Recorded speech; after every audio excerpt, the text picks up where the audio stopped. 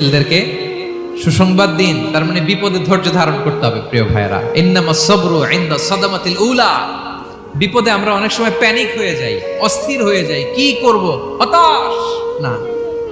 মুমিনরা হতাশ হয় না, ধৈর্য ধারণ করে। কি করে? কি করে?